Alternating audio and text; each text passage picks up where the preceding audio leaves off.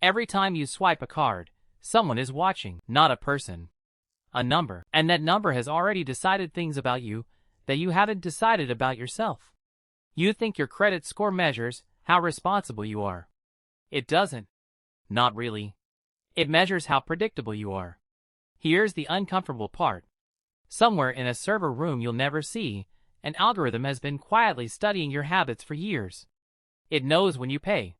It knows when you're late. It knows how close you get to your limit before you pull back. And it uses all of that to guess something most people assume is private, whether you're about to fall into debt, before you even feel it coming. Sit with that for a second. A machine can see your financial future before you can. How is that possible? Start with what you think your score represents. Most people believe it's a report card. Pay on time, get an A, miss a payment, get an F, simple. Fair. Almost moral. But that's not how the system was built. Your score isn't a judgment of your character. It's a probability. A cold, statistical bet on what you'll do next. The algorithm doesn't care if you're a good person. It cares if you're a safe bet. This is where behavioral economics enters the picture. Daniel Kahneman spent decades proving that humans don't make decisions the way classical economics assumed. You don't calmly weigh costs and benefits. You react. You feel. You get anxious about small purchases and reckless about big ones.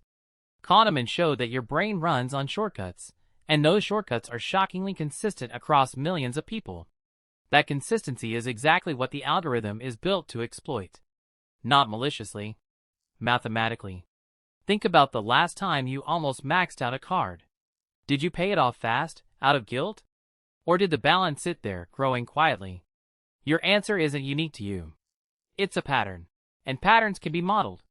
Richard Thaler, another behavioral economist, spent his career studying something called present bias. Your brain overvalues immediate rewards and undervalues future consequences. That new pair of shoes feels urgent today. The interest charges next month feel abstract, distant, someone else's problem. Lenders have known this for a long time. But now they don't have to guess who has present bias and who doesn't. They can measure it. Every swipe, every minimum payment, every late fee is a data point that reveals how much you value tomorrow versus how much you crave right now. So why does this matter to you specifically? Because the algorithm isn't just scoring your past. It's forecasting your future. Modern credit models don't only look at whether you paid your bill. They look at velocity. How fast is your spending increasing? They look at utilization patterns. Are you inching closer to your limit month after month? They look at timing. Are your payments getting later, even by a day or two? These are early tremors before the earthquake. Small signals that, statistically, predict who is heading towards serious debt, sometimes 6 to 12 months before that person consciously realizes it. That's the twist most people never hear. The system isn't just recording your debt. It's predicting it. To understand why this works, you have to go back to something much older than credit cards. In the 1960s, Walter Mischel ran what's now called the marshmallow experiment. Children were offered 1 marshmallow now, or 2 marshmallows if they waited. Some grabbed it immediately. Others held out.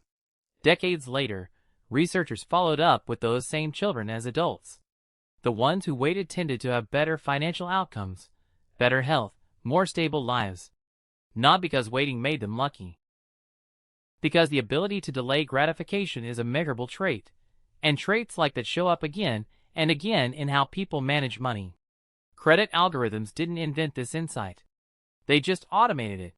Your spending behavior is a modern version of that marshmallow test, recorded in real time, every single day. Now here's the counterintuitive part. You'd assume the safest way to build a good score is to avoid credit entirely. Never carry a balance. Never get close to your limit. Stay cautious. But caution isn't what the algorithm rewards. It rewards predictability under mild stress. If you use a portion of your credit consistently and pay it off reliably, the model reads that as controlled risk, the most valuable kind of borrower. Someone who never uses credit at all is actually harder to predict, because there's no behavioral data to model. The system doesn't trust silence. It trusts patterns it can measure. This is why 2 people with identical incomes can have wildly different scores.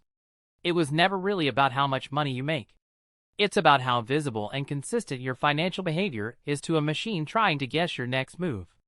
So what do you actually do with this information? Start by treating your spending like it's being watched, because in a very real sense, it is. Keep your utilization low, ideally under 30% of your limit, but don't disappear from the system entirely. Pay on time, every time, because timing data carries more predictive weight than almost anything else. And pay attention to your own present bias. When you feel the urge to justify a purchase you can't fully afford, that urge is the exact behavior the algorithm is trained to detect. Benjamin Graham, the father of value investing, once said that the biggest risk to your money usually isn't the market. It's your own behavior under pressure. Credit scoring proved him right, decades before anyone had access to this kind of behavioral data. The algorithm doesn't just measure your finances. It measures your discipline under temptation. Now look at where this is heading. Artificial intelligence is making these prediction models faster and more granular than ever. Some newer systems don't just look at your credit history. They look at spending categories, subscription patterns, even how often you check your balance. The more data available, the more precisely your future financial behavior can be forecasted, sometimes before you've made a single conscious decision about it. This isn't a warning to panic. It's a mirror. The algorithm isn't some external villain plotting against you. It's a reflection of patterns that already exist inside your own habits. It just happens to see them faster and more clearly than you do. That's the modern version of an old truth. Your future was never a mystery waiting to happen to you. It's being built right now, one small decision at a time, one swipe at a time. The only difference today is that a machine is watching it happen in real time, while most people are still waiting to feel the consequences later. So the next time you tap your card without thinking, remember? Somewhere, a number is already updating. Not because it knows the future, but because it knows you. Better, in some ways, than you know yourself.